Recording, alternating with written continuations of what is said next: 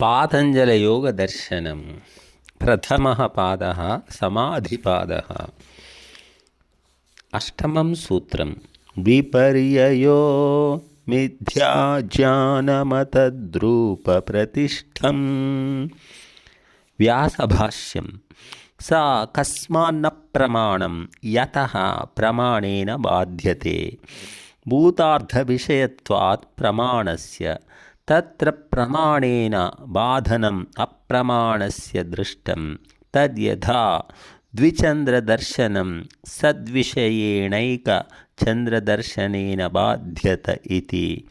सेयं पञ्चपर्वा भवत्यविद्या अविद्या अस्मिता रागद्वेषाभिनिवेशाः क्लेशा इति।